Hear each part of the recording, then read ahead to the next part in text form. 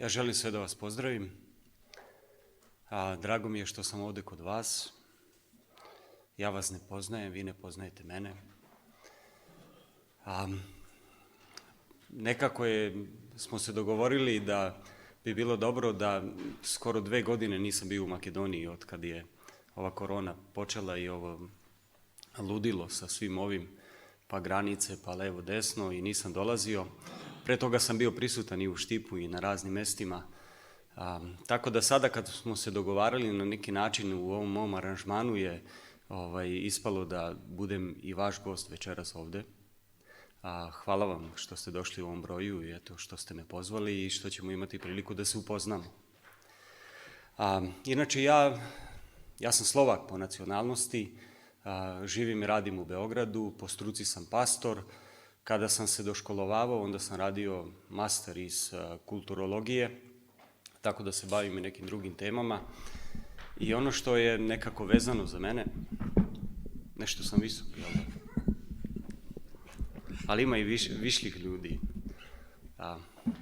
Ono što je vezano za mene i moj rad jeste taj neki zdravstveni evangelizam i osnivanje klubova zdravlja i čitave lepeze tog rada koji ja radim na čitavom Balkanu. Ja sam tu priču preuzeo od Slovaka, nisam je ja osmislio. Slovaci su bili nesebični, podelili to sa nama. Ja sam je samo implementirao ovde na našim prostorima i mogu vam reći da jako volim zdravstveni evangelizam i po mom nekom ubeđenju to je posao koji bi svako od nas trebao da radi.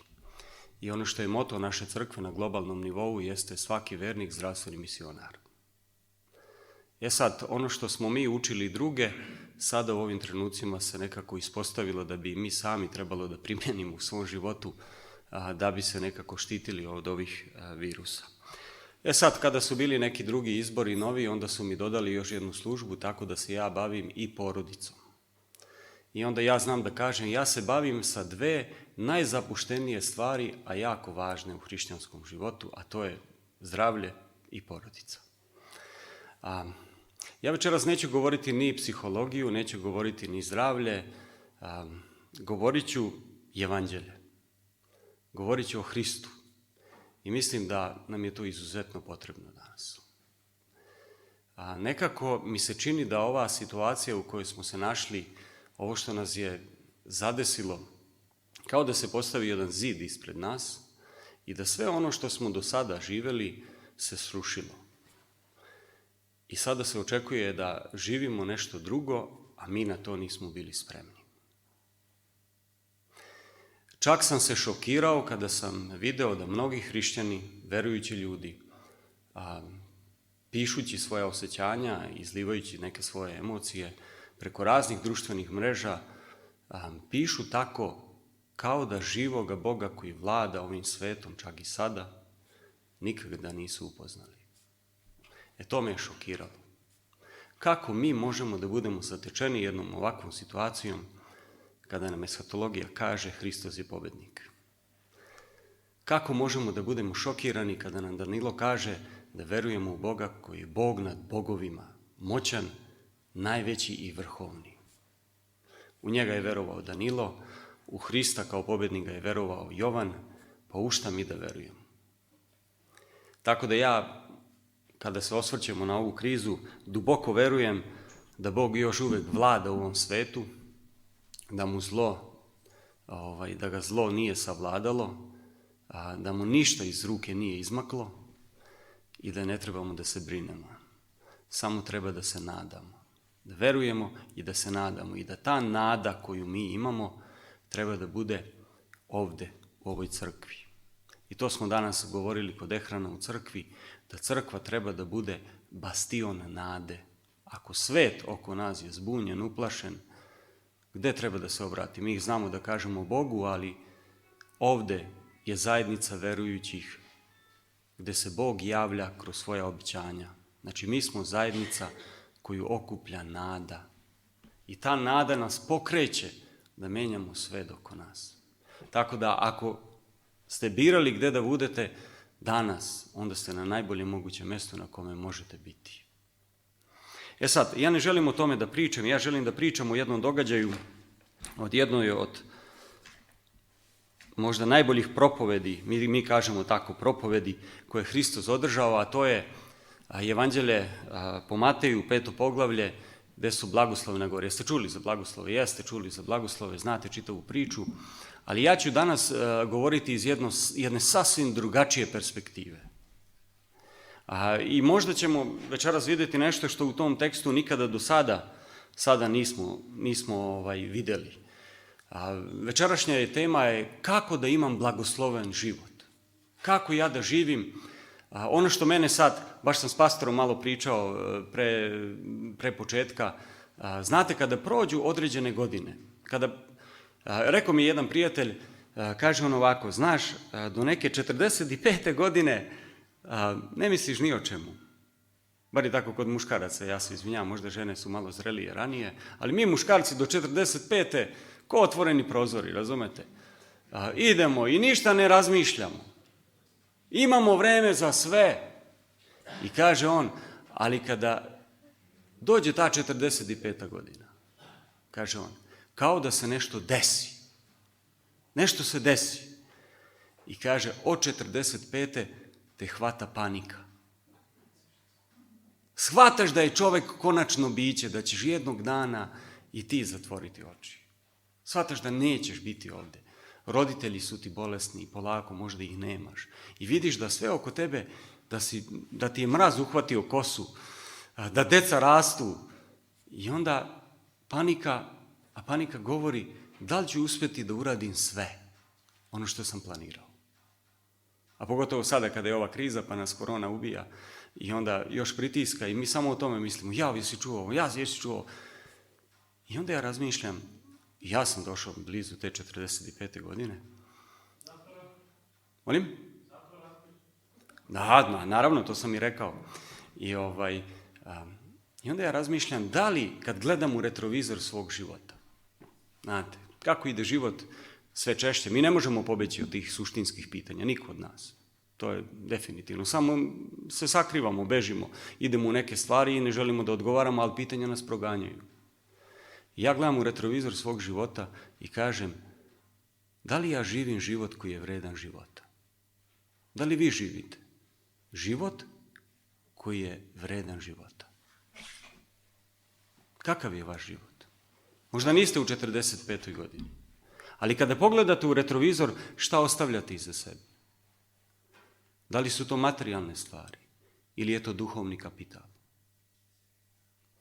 Da li ćete ostaviti suvenire, da li ćete ostaviti trofeje ili ćete ostaviti nasljeđe za neke druge generacije koje će vas se sećati, za decu koja rastu. I onda će reći, moj otac, moj deda i ostavio to. Znate šta je ostalo posle Hrista? 2 stvari. Posle Hrista je ostala priča o njemu i ostali su ljudi. Da nije bilo ljudi, nikad ta priča ne bi danas došla do nas. Ljudi su odneli njegovu priču. A Hristos je svoje najbolje uložio u ljude. I kada je on pogledao u retrovizor svog života, on je ostavio 11 učenika u koje je uložio sve. I kada bi Hrista pitali da li si ti živo blagosloven život, on mi je rekao, da, ja sam živio život koji je bio vredan života. Sad, kako vi i ja danas da živimo jedan takav život, blagosloven život? I pogledajte, ovo što je zapisano u 5. poglavlju Evanđelja po Mateju, mi se čini da ima jako dobre principe. Ja ću govoriti o 5 nekih tačaka, važnih tačaka, koje su suštinski važne za da bi naš život bio život vredan življenja i da bi bio blagosloven. I ono što vidite iz ovoga konteksta, čitaću pre 5. poglavlja, to je 4. poglavlje, 23. stih, vidite što su godine, nekako moram bliže ovu Bibliju, ili dalje kratke ruke, ne znam ni ja šta je. Kaže, Isus je išao po Galileji, kaže, celoj Galileji učio narod i u tamošnjim sinagogama, propovedajući evanđelje o carstvu i lečeći svaku bolest i slabost u narodu. I ovo je jedan novinski izveštaj o tome šta je Hristos radio, on je išao, lečio i to je izazivalo ogromnu pažnju. I kaže, i glas o njemu se proširio po celoj Siriji, pa su mu donosili sve koji su bolovali od različitih bolesti i mučili se. Kaže, opsednute demonima, mesečare oduzete, a on ih je lečio. Ja sad čitam savremeni prevod, pa je možda malo drugačije od onoga što ste vi navikli, i kaže, i za njim pođe silan narod iz Galileje, Dekapolisa, Jerusalima, Judeje i s one strane Jordana. I ovdje je jedan izveštaj da je Hristos privlačio ogromnu pažnju, da se ljudima to svidelo i da su mu donosili razne ljude koji su imali razne probleme i Hristos je rešavao njihove probleme i odjednom ogromno mnoštvo ljudi se našlo oko Hrista iz različitih gradova. Galileja, Dekapolis, Jerusalim, Judeje i s one strane Jordana. I šta je Hristos uradio? Kaže 5. poglavlje, kada je Hristos video narod, ako imate Sveta pisma, pratite, bit će značajno da pratite, kaže, a kada je video narod, ne možemo da kažemo da se uplašio, nego je pobegao. Hristos se sklonio od naroda. I kaže, a kada je video narod, Isus se popeo, jako važna reč, popeo na goru. I onda je seo na toj gori. Kaže, a njegovi učenici su išli s njim. Su mu prišli, kaže, i on je počeo da ih uči govoreći, poučava. Šta nam govori ovo što sam sad pročitao? Ovo nam govori da ono što će Hristos poučavati nije čulo veliko mnoštvo. Znači ono što je Hristos poučavao su čuli samo oni koji su bili spremni da ulože napor da idu sa Hristom na brdo. Ne znam da li ste zapazili šta kaže tekst. Mi obično kažemo Hristos se popeo, a svi su ostali dole pa i on njih poučavao. Ne, Hristos kad je video narod, on je otišao na goru. Ko je od vas išao na goru? Jeste išli ili ne? Jeste se penjali nekad? Jer lako penjati se. A što ste išli kad je teško? A lepo je kad se popne gore. I pogledajte sad, Hristos odlučuje da ide gore. Ovo je jako važna rečenica. Hristos odlučuje da ide gore. I sa njim dolaze i učenici. Učenici odlučuju da će svesno dati napor, da se popnu gore, da budu sa Hristom. Svesno će se popeti da budu sa Hristom. Znači nisu svi čuli njegovu propoved, nisu svi uživali onome što je moglo da čuje samo nekolicina, onih koji su bili voljni da ulože napor i energiju da osvoje planinu. I onda ih Hristos poučava šta je blagosloven život. I govorit ćemo o 5 tačaka. Tih 5 tačaka su vrlo jednostavne. Može ih svako od vas dostići i može ih svako od vas večeras ostvariti. Oni nisu ispred vas, nisu iznad vas, nisu ispod vas. I sada bi bilo dobro jedan drugome da kažete, čak i ti možeš dostići ovih 5 tačaka. Hajde uradite to, kažite jedan drugome. Čak i ti ovih 5 tačaka možeš sprovesti u svoj život. Hoćemo? Da napravimo tu vežbu. Kažite jedan drugome. Čak i ti možeš uspeti da imaš blagosloven život, život koji je vredan življenja. Dobro, nećete da sarađujete. Evo 5 tačaka. Prva stvar. Moraš uložiti napor da provedeš vreme sa Hristom. Ako hoćeš da imaš blagosloven život, moraš da uložiš napor da provedeš vreme sa Hristom. Ako u svom dnevnom rasporedu ne napraviš vreme kada ćeš biti sa Hristom, to se neće desiti. Je li tačno?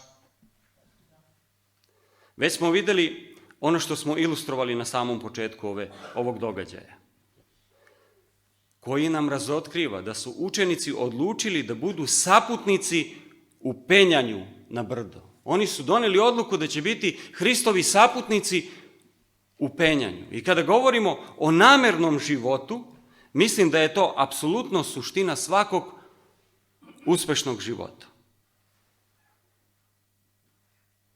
Hoću nešto da vam pokažem. Sve što vredi u životu, sve, apsolutno sve što u životu vredi je uzbrdo. Vaši snovi su uzbrdo. Vaš uspeh je uzbrdo. Ako imate dobre odnose, oni su bili uzbrdo. Apsolutno sve što imate u vašem životu, a da je vredno, ono je bilo uzbrdo. I vi ste morali da date napor da bi se to uradilo, jer tačno. A šta je dole? Ako je uzbrdo, najbolje. Šta je dole?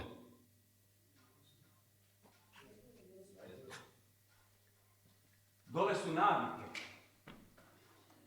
I ako nisi spreman da se penješ uzbrdo, ostaćeš ovdje zarobljen u navikama, životarit ćeš. A Hristos te poziva, da li bi išao sa mnom uzbrdo? Da živiš kvalitetan život. Niko nikada, zapamtite to, niko nikada nije napisao knjigu ja sam skliznuo do uspeha. Jeste vidjeli takvu knjigu negdje na policama?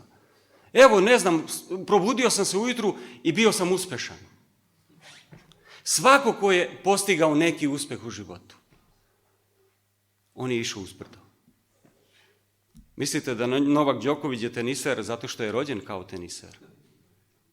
Kada bi vi tako lupali lopticu, imali takav režim spartanski ko on, i vi bi možda bili tu negde oko njega. Jeste spremni na takav život? Da se odreknete svega. Usain Bolt, on je adventista, poreklom adventista, najbrži čovjek na svetu. Gledao sam film o njemu. Koje on odricanje ima. I onda pred svaku olimpijadu on razmišlja da li da idem, da li da ne idem, i kaže u tom videu, kaže, ne mogu više da živim spartanski. Jer sve što vredi je uzbrdo. I mora se dati napor. Ne postoje slučajna postignuća. To je ta stvar. Hristos se penje uzbrdo i ako želite da dođete do vrha, morate to raditi namerno. I zato je potrebna energija, potreban je napor. I kada govorimo o zakonu rasta, prvi zakon, pre svega je zakon namernosti. Zakon namernosti kaže da se rast ne događa sam od sebe, čak ni duhovni rast. Se ne događa sam od sebe, rast se dešava kada stvari radimo namerno. Ako zaista želite da imate blagosloven život, onda ćete to raditi namerno. I zato vam je potrebno vreme i potrebna energija.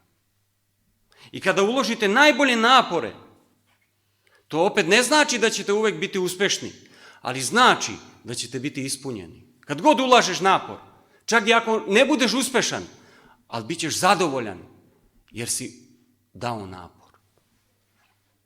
Moja Maša svira violončelo. To mi je starija ćerka. Da li znate koliko sati ona treba da provede da bi gudalom prevukla preko svake žice, da bi njen mozak to tako registrovao da to postane automatizam? Koliko vremena? Ako bude vežbala dnevno 2 sata, bit će prosek ili ispod proseka. Sve što bude dnevno, više vežbala, imat će veću šansu za uspjeh. Tako se postaje izuzetan. Tako se postaje izvrstan. Zato Isus poziva učenike na planinu. Znate zašto? Jer su mu vredni. Isus i tebe poziva da živiš blagosloven život. Zašto? Jer si mu vredan. Dok se penju, on ih poučava, on ih bodri i hrabri i kaže, dobro je što ste moji saputnici u penjanju. Jer njegova služba je bila puna podizanja vrednosti ljudima. Ako želite da budete vredni ili ako želite da budete cenjeni, onda se družite sa Hristom. Hristos će vam dati novu vrednost. Hristos će vam podići, kako to da kažem, podići će vam cenu. Jer on nas ne gleda onakve kakve jesmo, jer on nas gleda onakvi kakvi možemo da postanemo.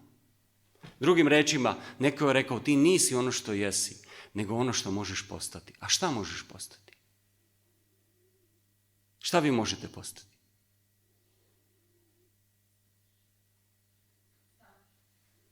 Ali moraš da uložiš napor. To se neće desiti ako se ne ulaže napor. Ako želite da budete vredni, približite se Hristu. I Hristos kaže, ja ti kažem, ti možeš postati so ovog sveta. On kaže, vi ste so. Ne kaže projekat, ne kaže tvoja priča, nego ti si so. A so čini stvari boljim, tako da ima čovjek koji živi život vredan življenja, svet je oko njega bolji. Oko njega, svet, ljudi koji se oko njega kreću, postaju bolji jer je on bolji. Jer živi život koji je vredan življenja. I onda on kaže, možete postati svetlo. Svetlo čini stvari svetlijima. Mnogi hrišćani proklinju mrak, a nikako da upale svetlo. A Hristos kaže, ne trebate da proklinjete mrak, nego da palite svetlo. A šta su svetla? Šta kaže u tom tekstu? Da vide vaša dobra dela. To rade hrišćani. Ne proklinju mrak, nego pale svetlo. I tako menjaju svet. Ali moraju da žive život vredan življenja. Zato, ako želiš nadu, uhvati se sa Hrista. On je rekao da je došao da da život i to život u izobilju. Ako želiš bezuslovnu ljubav, samo pogledaj kako se Hristos pronašao, recimo prema ženi koja je bila uhvaćena u preljubi. Šta je rekao? Ja te ne osuđujem. Idi i ne greši više. Znate šta je rekao? Evo dajem ti novu šansu. Uzmi život u svoje ruke i ti donesi presudu u svom životu. Nemoj dozvoliti da te drugi, koji su možda isti kao ti, osuđuju. Nego uzmi život u svoje ruke i živi onako da se oni postide. Pokazao joj nešto što nije zaslužila. Ako želiš da budeš isceljen, Hristos je rekao, ja sam lekar. Ako želiš mir, Hristos je rekao, ja ću ti dati mir onakav kakav ti svet ne može dati. Ako želiš oproštaj, onda imaš oproštaj. Jer Hristos je došao da nađe i spase ono što je izgubljeno. Ako želiš svrhu, sad, ako imate više od 45 godina i razmišljate da li živite život sa svrhom, ako želiš da imaš svrhu života, Hristos kaže, sledi me. Sledi me. Pogledao je na učenike i oni su bili samo ribari. Hristovi učenici su bili ribari. I znate šta im je rekao? Momci, ja znam da vi u životu znate da lovite samo ribu. Ali ako me budete sledili, ja ću vas naučiti da lovite ljude. To je bila poruka za učenike. Ja znam šta vi znate u životu da radite. Ali ako odlučite da me sledite, ja ću vas naučiti. Imaćete svrhu. Svaki put, ali svaki put kada se Hristos umešao u nečiji život, on ga je podigao na jedan veći nivo. Kada se Hristos umeša u vaš život, on će vas podići na jedan veći nivo. Vaš život će dobiti jedan novi kvalitet. I kada vi pronađete Hrista i kada vas on povede na jedan viši nivo vašeg života, vi ćete onda biti spremni da budete saputnici u penjanju i da se penjete zajedno sa njime na viši nivo, jer ćete shvatiti da je tu život koji je vredan života. I zato to putovanje na koje vas Hristos poziva je vredno putovanja. Vredno je truda, vredno je uloženog vremena, vredno je energije. I ovo je neverovatno. Probajte da zamislite da stvoritelj univerzuma, neko koga ne možete svojim umom razumeti, odlučuje da posveti vreme tebi, dok ti odlučuješ da se penješ gore.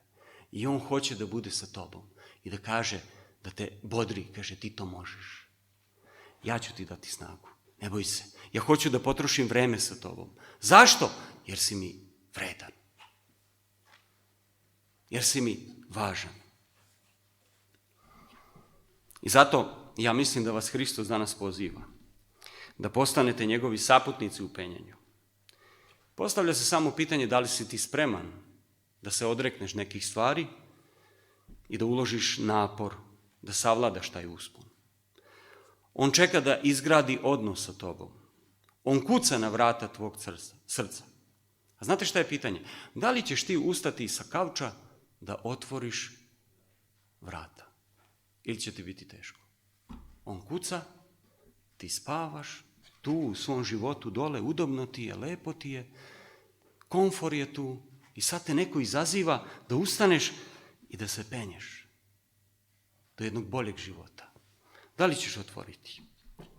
Ako si izgubljena ovca, jednu stvar moraš da znaš. Hristos će te pronaći. Jer on je specijalista za pronalaženje izgubljenih ovaca, kako se kaže sad, ne znam ni ja. Znači on je rekao, ja ću ostaviti spašene, a tražit ću tebe. I da znaš, naći ću te. Gde god da si, ja ću te pronaći. Jer želim da imam odnos sa tobom. Da li možeš da zamisliš da jedan moćan stvoritelj koji je dobar Bog želi da provede neko vreme sa tobom? I ovo je velika stvar, Bog univerzuma. Pazite, mi ne trebamo da budemo ubeđeni da Bog postoji. Mi trebamo da se s njim upoznamo. To je poenta. Biblija nigde ne dokazuje da Bog postoji. Ona ga podrazumeva i poziva nas da se upoznamo sa njime. I kaže mi jedan brat, ja putujem za Makedoniju i pričali smo telefonom, i on kaže, u crkvi imaš dve vrste ljudi. Ubeđeni i posvećeni. Ja sad razmišljam, šta je važnije? Šta mislite, šta je važnije? Ubeđeni ili posvećeni? Jeste ubeđeni da je subota sedmi dan ili zaista živite sedmi dan? Jeste ubeđeni da Bog postoji ili ga poznajete? Jer znate da je Hristos spasitelj ili vas je spasio? To su velike razlike. I Hristos želi da ima odnos sa tobom. On te traži. Ja te pozivam, uloži namerno vreme da rasteš. Uloži namerno vreme. Nađi ga u svom rasporedu.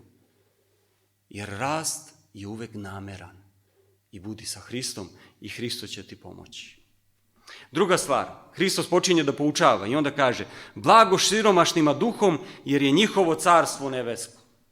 Druga stvar koju nam govori u ovom stihu jeste, priznaj svoju potrebu za Bogom. Prvo moraš da uložiš napor da budeš sa Hristom, a onda druga stvar, priznaj da ti je Bog potreban. Blagosloven život počinje slomljenim životom. Dobar život počinje slomljenim životom. Kada priznaš svoju potrebu za Bogom i kada vidiš šta On sve može uraditi za tebe. I pogledajte ovaj stih kako on glasi, a da ga razumemo. On glasi ovako. Blagosloveni ste kada ste na izmaku snaga. To kaže ovaj stih. Što manje ima tebe kada si na izmaku snaga. Mi uglavnom pokušavamo život da savladamo svojim snagama, je li tako? A mogu ja to? I onda kažete, pa ne postoji stvar koju ja ne mogu da uradim. Jeste se borili tako? Samo daj meni pa da vidiš kako je to. Ovi nemaju pojma, ja ću to uraditi. Ali neka te život pritiska i ti vidiš da ne možeš sam. I to kaže Hristos ovdje učenicima. Blago siromašnima duhu. Blago onima koji su na izmaku snaga. Jer što ima manje tebe, više će biti njega i njegovog delovanja. A mi se tako čvrsto držimo za to uže, razumete? I ne želimo da se pustimo i već vidimo da je uže došlo do kraja i mi se još držimo. I onda kada zaista više ne možemo, mi se onda puštamo i mislimo tu je kraj. Ali mi se ne puštamo, nego se prepuštamo. I tada shvatamo da nismo se mi ni držali, nego je On držao nas. On je držao tebe. Da li si spreman da se prepustiš? Da više ne možeš stvari da kontrolišeš u svom životu. Već je otišlo predaleko. I sad ti je teško. Jesi li spreman da se prepustiš? I da dozvoliš njemu da radi. Hoću da vam kažem da svako čudo u Novom Zavetu počinje problemom. Svako čudo koje je Hristos uradio u evanđeljima je počelo čudom. Problemom, da. Svako čudo je počelo problemom. To znači da, dragi moji, ako imate probleme, to je dobro. imat ćete i čudo. Ako imate mali problem, malo čudo. Ako imate veliki problem, veliko čudo. Jer ima neko ovdje da nema problema. Taj stvarno i onda ima problem. Ako nemate nikakvih problema u životu, onda stvarno imate problem, Hristos ne može da vam pomogne. Ako želite čudo u životu, morate da imate neki problem. I stvari će se desiti. Tako da ako imate veliki problem, dobro je. Hristos će uraditi veliko čudo za vaše živote. Samo treba da mu se prepustite.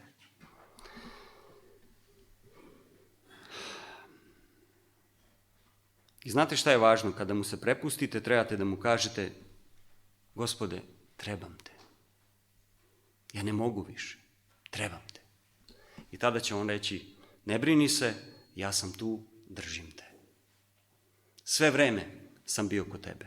Tako da, uložiti svesni napor, prva stvar. Druga stvar, priznati potrebu za Bogom. Ja sam vam rekao da su jednostavni.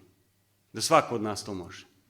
Treća stvar, kroz gubitke dozvoli Bogu da te voli. Pogledajte šta kaže ovaj 4. stih. Blago žalosnima. Blago žalosnima, jer oni će se utešiti. Ako imaš neke mračne, teške dane, dozvoli Bogu da te voli čak i u takvim trenucima kada si izgubio nešto što je vredno. I zato kaže: blagosloveni ste kada osjetite da ste izgubili ono što vam je najdraže. Blago onima koji su žalosni. Blagosloveni su oni koji osjete da su izgubili ono što im je najdraže, jer tek tada, pazite dalje, tek tada vas može zagrliti onaj koji vam je najdraži. Tek tada. Ja još uvek nisam izgubio najdraže. Imam živog oca, imam živu majku i sve druge koji su mi važni. Ali moja supruga je izgubila majku.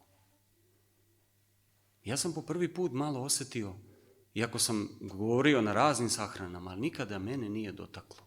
Iako sam ja rekao: primite moje saučešće, ja razumem kako se osjećate, ali ja nisam razumeo. Ali kada je majka njena umrla, ja sam malo osjetio.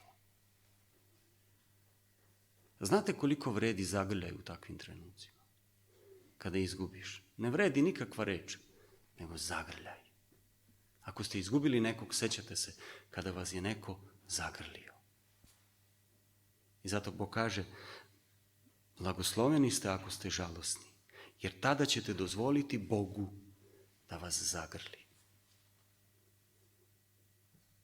Ako smo izgubili ljude koji su nam bili bliski, onda možemo razumeti priču o izgubljenom sinu. I danas smo ja i Dehran razgovarali o tome da je priča o izgubljenom sinu tako jaka priča. I ja volim tu priču. Mladić, sjećam se jednog mog vernika koji kad sam radio kao pastor je došao kod mene, bio je moderan, imao je nekih 45 godina, tu je bio još tako, vrlo dasa je bio, razumete? I imao je neku dugu kosu i tako dalje, mislio je čitao svet je pod njegovim nogama i sad će on. I dođe on kod mene jednom i kaže: zamisli šta mi je rekla ćerka, zamisli šta mi je rekla ćerka. Šokiran. Kaže: šta ti je rekla ćerka? Kaže: Ćale, ti si za kremaciju. A on je mislio da je dasa, razumete, ubila ga je u pojam i on nije mogao da se sakupi. Sad, zašto sam to koristio? Zato što je ovaj mladić rekao ocu istu stvar: Ćale, ti ne znaš kako se vodi imanje. Ja ne mogu da čekam dok ti podeliš to. Daj ti meni ono što meni pripada, jer ja znam kako treba da se živi. Neš ti meni govoriti šta je život vredan življenja. Daj ti podeli to sve, uzmem ja svoj deo i da vidiš ti kako se živi. I otac teška srca, a mislio je otac da dobro sve zna, ali nije, sin ga je matirao, i odlazi on. I kaže, Slovaci kažu, marnotratni sin, sve je protračio. propio se i tako dalje, i društvo, i ovo, i ono. Živio je besputno, kaže jedan stih, i našao se u svinjcu. I zamislite sad jevrejskog mladića o kome Hristos priča, koji se nalazi u svinjcu.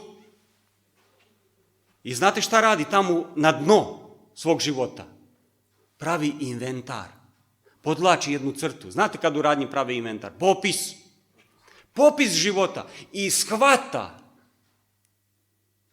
da ako ostane tamo, da će umreti. I jedina opcija koju može da uradi je da se vrati kući u dom svog oca. Ali toliko je svestan da kaže, ja ne mogu da se vratim kao sin, nego ću se vratiti kao sluga. Fantastično. I on sad ide kući i razmišlja, šta ću ja ocu reći, izlazi iz tog svinjca onako prljav, kaže, bio je gladan, a nikomu hranu nije davao. to je razmažen. Čeka da mu neko donese. I sad vraća se on i razmišlja, šta ću ja ocu reći, i sve vreme i tako prljav, smrdljiv na svinje i ne mogu ocu pred oči da izađem, pa sve sam propio, eto, pogrešio sam i tako dalje. I onda kaže, reći ću mu ovo, i razmišlja, i odjednom, kada je zašao pred posljednju krivinu, kada je pogledao, otac ga je zadivio. Jer on nije očekivao. Šta nije očekivao? Nije očekivao da će vidjeti oca, da ga gleda, da ga čeka. Nije očekivao da će otac da mu potrči u susret. Nije očekivao da će ga otac zagrliti. Pazite, zagrljaj. Tako smrdljivog, odrpanog, nikakvog. Nije očekivao da će otac postrojiti sve svoje sluge. Nije očekivao da će otac zaklati tele. Nije očekivao da će mu skinuti prljavu haljinu. Nije očekivao da će mu dati prsten. Nije očekivao da će biti ponovo sin.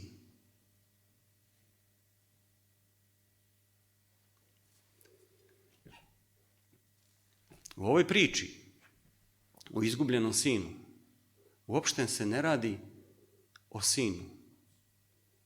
Radi se o tome kakav je otac.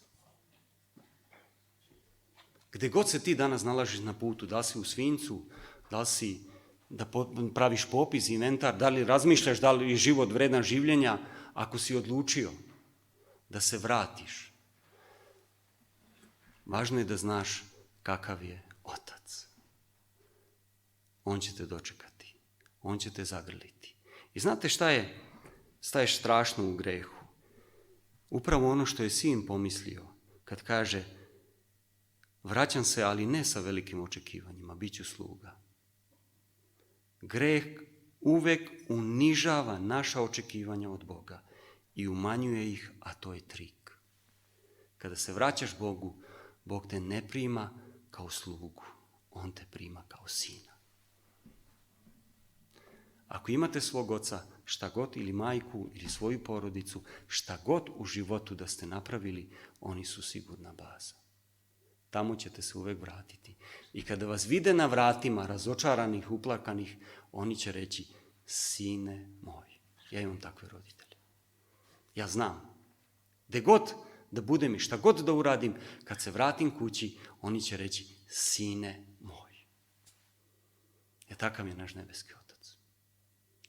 I to je blago onima koji su žalosni, jer će tada na dnu života dozvoliti da ih zagrli onaj koji ih voli. 4. stvar. Živite zadovoljno. Pogledajte šta kaže. Blago krotkima, jer oni će naslediti zemlju. Šta govori ovaj stih? Blagosloveni ste ako ste zadovoljni sa onim što jeste. Krotki. Ako ste zadovoljni sa onim što jeste. Ni više ni manje. I to je trenutak kada ste otkrili da ste ponosni vlasnici svega što se ne može kupiti. Blago krotkima. Jer su shvatili da imaju nešto što nije na prodaju i što im niko ne može oduzeti. Jedan od omiljenih stihova koji se vrlo često nalazi u našim crkvama jeste iz Mateja 11:28 do 30, jer znate na pamet. Jer se vraćate na taj stih. Pazite, Hristos kaže, hodite k meni. Znate šta Hristos kaže u tim stihovima? Kaže ovako, jesi li umoran? Jesi li se umorio? Jesi li istrošen? Jesi li sagoreo u revnovanju za mene? Kaže on, dođi k meni i oporavit ćeš svoj život. A ja ću ti pokazati kako se zaista možeš odmoriti, kaže Hristos. I onda Hristos kaže, dođi ovamo, hodaj sa mnom. Radi sa mnom, gledaj kako se ja ponašam i naučit ćeš neprocenjive ritmove milosti. I onda Hristos obećava u tom stihu, kaže, neću na tebe staviti ništa teško ili neprikladno. Hristos kaže, dođi kod mene, pravi mi društvo i naučit ćeš da živiš slobodno i lako. Hodite k meni svi koji ste umorni, kaže Hristos. Jesi li spreman da živiš zadovoljno? Ako želiš da živiš zadovoljno, Hristos kaže, hodaj sa mnom. Drugim rečima, uživaj u njegovom prisustvu kroz život. Onda kaže, radi sa mnom, kaže Hristos, prihvati njegovo partnerstvo. I onda kaže, gledaj u mene. Drugim rečima, Hristos kaže, sledi moj primjer. Prihvati moje partnerstvo, budi u mom prisustvu i sledi moj primjer. To je zadovoljan život. To je zadovoljan život i život koji je vredan življenja. I peta stvar, evo završavam. Živiš blagosloveni život kada razviješ glad i žeđ za Bogom. I pogledajte šta kaže 6. stih. Blago gladnima i žednima pravednosti, jer oni će se nasititi. Ovaj stih govori o apetitu. Verovali ili ne? On govori o apetitu. Kaže, blagosloveni ste kada radite na apetitu za Boga. Znate šta je apetit? Jeste iskusili šta je apetit? Evo, ja se bavim zdravljem i srećem ljude koji imaju problem sa apetitom. Srećem ih. I onda ja kažem, pa ja ne mogu da verujem, kako ne možeš to da pobediš? I ne mogu, sve do ove korone.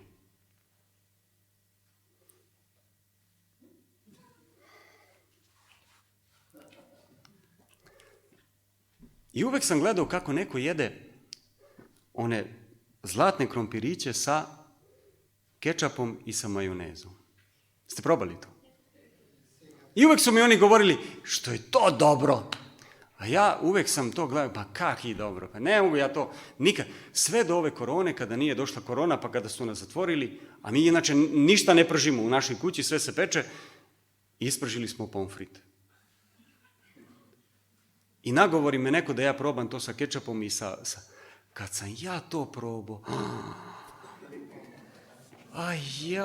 ljudi moji. Tako je. Imao sam 78 kila, sad imam 85. Za 2 godine. I onda sam ja počeo da razmišljam, rekao, sad razumem te ljude. Šta je apetit? Pa apetit je strašna stvar. Znate, kad oni kažu, što je dobro, pa to je... to je strašno. I sad razmišljam, pogledajte, zašto to tako banalizujem? Da, ali za Boga. Ali za Boga. Blagosloven je život kada radite na apetitu za Boga. I C.S. Lewis je rekao, glad bi bila apsurdna da nema hrane. Apsurdno bi bilo da osjećate glad da nemate s čim da je utolite. Žeđ, kaže on, bi bila apsurdna da ne postoji voda.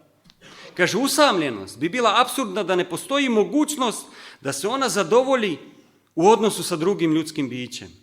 I onda on završava, kaže, a želja za Bogom bi bila apsurdna da on ne postoji. Da li ti osjećaš potrebu za Bogom? Da li ti on nedostaje? I svaka osoba koja je stvorena ima potrebu da zadovolji tu prazninu za Bogom. I sve dok ne upozna Boga, ta praznina će biti neutoljena, nezadovoljena. Možda čak ni ne znaš ko je on, ali znaš da ti nedostaje. I u ovom trenutku šetaš možda parkom i negdje i gledaš onu prirodu i kažeš, ma mora da postoji nešto više. Gledaš neke dobre međuljudske odnose i kažeš, ma mora da postoji nešto više. Ako tako razmišljaš i primećuješ stvari oko sebe, to govori samo jedno, Bog ti nedostaje. Ti želiš da On zadovolji tu prazninu koju imaš. Bog ti je potreban i to samo govori da ti tražiš Boga. Mnogi u ovom svetu danas govore, ja sam jako zabrinut. Jeste čuli tu rečenicu? Jako sam zabrinut. Veoma sam uplašen. Šta pomislite vi kao hrišćani kada to čujete? Ja pomislim, pa ovim ljudima je potreban Bog. Jer ako se bojiš, ako si zabrinut, Bog ima odgovor i za zabrinutost i za strah. Bog ima odgovor za sve.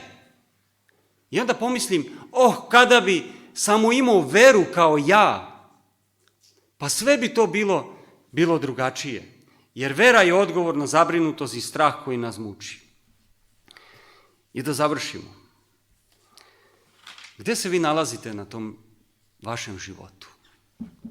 Jeste negde dole? Jeste razočarani? Ili ste odlučili da ćete dati napor prema Hristu i da će vaš život postati život koji je vredan življenja? Ja vas pozivam, svaki napor koji uložite, Hristos će blagosloviti. I ako ga prihvatite u svoj život, Hristos će radikalno promeniti prilike vašeg života. Osjetit ćete se vrednim, radit ćete stvari koje imaju svrhu i kada pogledate jednog dana u retrovizor svog života, vi ćete generacijama iza ostaviti duhovni kapital. Ne kuće, automobile, vikendice i tako dalje, nego nešto što je mnogo važnije i vrednije, a to je duhovni kapital. I zato ja ne znam da li ste ubeđeni, hrišćani, ja bih vas pozvao da budete posvećeni. Da upoznate Boga, da ga pustite u svoj život i stvari će se radikalno menjati. Neka svako od nas živi život najbolji, koji je jedini vredan život.